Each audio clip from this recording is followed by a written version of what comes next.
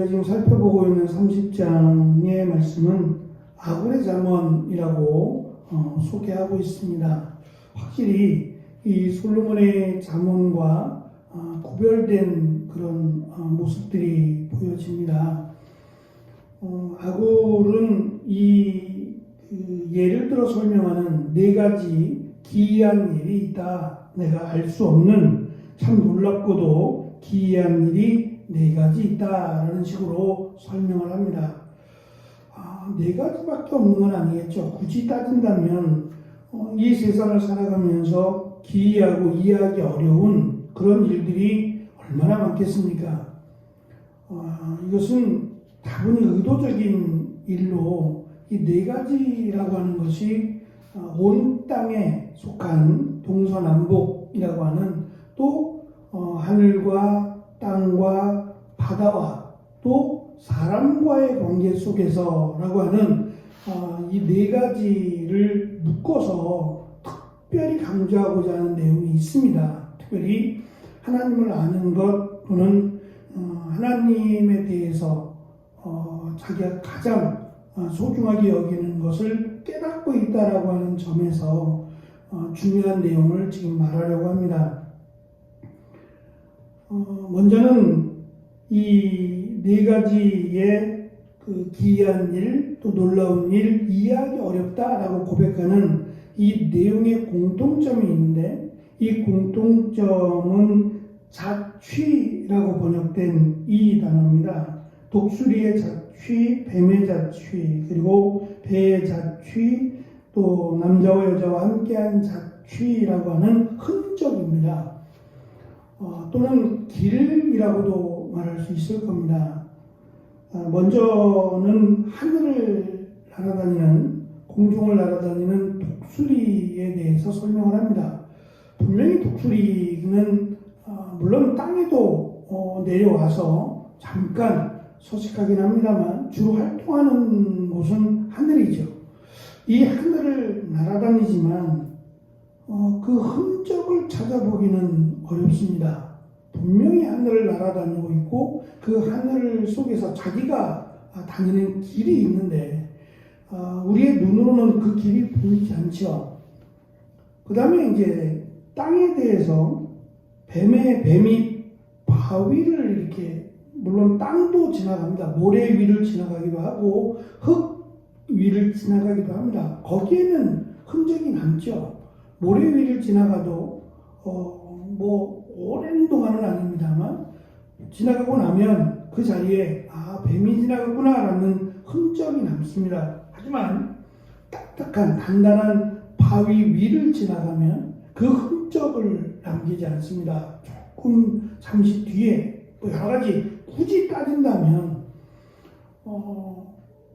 뱀이 왔던 그 길이 습기가 있거나 그럴 경우에는 잠시는 흔적이 있죠. 바위 위를 지나갈 때 그 뱀의 몸에 묻었던 물기가 바위 위에 잠시 남을 수는 있지만 조금만 지나가면 언제 그랬냐 싶게, 누가 지나갔냐 싶게 흔적을 찾을 수 없죠. 세 번째는 바다를 예를 들어서 바다 위에 지나가는 배입니다. 배가 항해하는 곳을 향해서 분명한 목적지를 가지고 배를 그 바다를 지나갑니다. 하지만 잠시 후면 파도가 치고 바람이 불면 언제 그랬냐 싶게 자취를 감쪽같이 감추게 되죠. 마지막 예를 드는 것은 이 남자와 여자에 대한 일입니다. 여기서 남자는 남편을 의미하고 여자는 아내를 의미하는 단어입니다. 우리가 보통 부부싸움은 칼로 물베기라고 말을 하죠. 부부싸움을 한다고 해서 당장 고성이 막 나오고 부부싸움을 한다고 해서 남들이 볼 때는 저러다가 헤어지겠네, 이혼하겠네 라고 말하지만 또 그 다음날이 되면 언제 그랬냐 싶게, 언제 싸웠냐 라는 의심이 들 정도로 서로 사랑하는 모습을 보이는 이러한 모습들이 그 눈에 보여지는 그것만으로 판단할 수 없는 그런 것들이 있다는 거죠. 그것이 참으로 놀랍다라는 설명을 합니다. 지금 놀랍다는 얘기는 알고 싶다는 얘기는 아닙니다. 그것을 알기 위해서 자기가 고민하고 또 그것을 연구하고 그랬는지는 모르겠어요. 지혜자로 살아가면서 세상에 가르쳐주지 않은 일들, 그런 것들에 대해서 솔로몬은 참 많이 고민했고, 어찌 보면 뭐 이런 것까지? 라고 생각할 만큼, 잠을 이루지 못할 만큼 그런 쪽에 매진하며 살았다고 말을 하니까 아굴 또한 그랬는지는 알 수 없습니다만 그냥 기이하고 놀랍다라는 정도로 설명을 합니다. 우리가 이해하지 못하는 그런 일들이 많다라는 이야기고, 또 한 가지는 이 네 가지의 하늘과 땅과 바다와 또 사람, 남편과 아내와의 관계 속에서 참으로 기이하고 놀라운 일들, 흔적이라는 것을 찾아볼 수 없는 이런 일들을 통해서 지금 아굴이 강조하고자 하는 내용은 바로 20절에 있는 음녀의 자취 또는 음녀의 흔적이라고 말할 수 있는 겁니다. 음녀라고 소개하면서 우리가 이 단어 하나만으로도 알 수 있는 것은 음녀가 돈을 받고 남자와 관계를 할 때에 마치 온갖 감언이설을 쏟아내고 마치 전부인 것처럼 그 남자를 유혹하고 또 그 남자에게 사랑한다고 말을 할지라도 그 다음 날이 되면 마치 그가 먹고라고 하는 말로 언제 그랬냐라는 거예요. 심각하게 했던 그 모습과 전혀 관련이 없이 언제 내가 당신과 이런 관계를 가졌느냐라는 식의 먹고 또 그 입을 씻음같이라고 설명을 한다는 거예요. 흔적을 남기지 않는다는 거죠. 내가 당신을 사랑했다라고 하는 그것은 잠시 그냥 했단 말이지 정말 사랑하는 게 아니다라고 하는 그 흔적을, 사랑한다라고 하는 그 흔적 자체를 아예 감추어 버린다는 거예요. 문제는 흔적이 없다고 해서 독수리가 하늘을 날지 않은 건 아닙니다. 독수리가 날아가는 흔적이 없다고 해서 독수리가 하늘을 날았다 어떻게 증명하겠느냐라고 누구도 말하지 않는다는 거죠. 뱀이 바위 위를 지나간 흔적이 없다고 해서 뱀은 바위 위를 지나지 않아 라고 누구도 말하지 않는다는 거예요. 설명할 수 없다 그래서 그것이 아닌 것은 아니라는 거죠. 배가 바다 위를 지나간 흔적이 없다고 해서 이 배는 바다 위를 항해하지 않아서 라고 말할 사람은 아무도 없다는 거죠. 흔적이 없다고 해서 지나가지 않았다라고 말할 수 없는 게 지나갔습니다. 하늘을 날았고 바위 위를 지나갔고 또 부부가 싸웠다고 해서 그냥 싸움이 연결되어 당장 어떠한 현상이 일어나지 않는다는 거죠. 중요한 것은 흔적이 없다 해서 죄가 아닌 것은 아니라는 겁니다. 눈에 보이지 않는다고 해서 증거를 대봐 라고 말했을 때 증거를 댈 수 없다라고 해서 그것이 흔히 말하는 무죄는 아니라는 거죠. 죄를 짓는 사람들은 자신이 죄를 지었다라는 흔적을 남기고 싶어 하지 않습니다.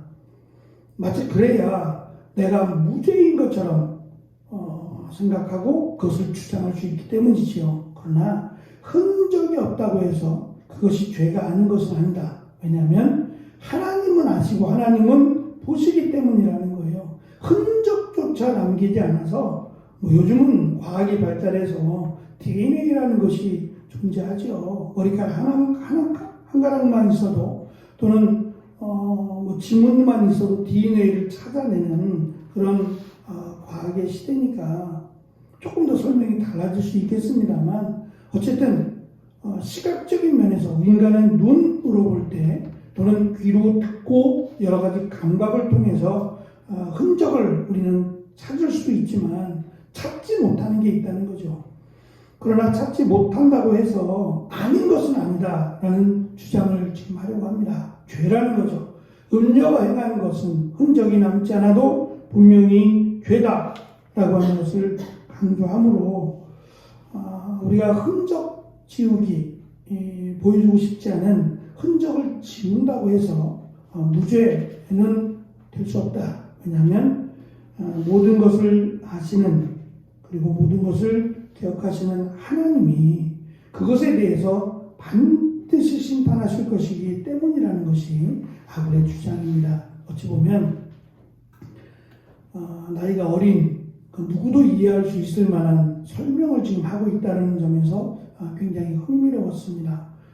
곧 차원적인 설명이 아니라 누구도 이해할 수 있는, 아이들도 이해할 수 있는 그런 내용들을 가지고 특별히 젊은이들에게 너희들이 살아가고 있는 또 살았던 그 삶의 흔적을 내가 잡취를 없앤다고 해서 괜찮아 라고들 세상은 말할지 모르지만 그렇지 않다.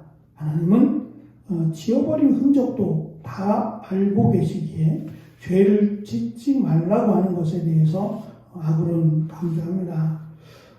어쨌든 모든 것을 아시고 보시는 하나님께서 이 죄에 대한 부분뿐만 아니라 말씀 가운데 살아가려고 하는 것 그것에 대해서도 하나님은 반대로 축복하시고 인도하시고 보호하신다라고 하는 내용을 전제로 해서 사람에게 보이려고 애쓰는 종교 지도자들 그들의 모습이 외식하는 자라고 예수님이 평가하지 않으셨습니까?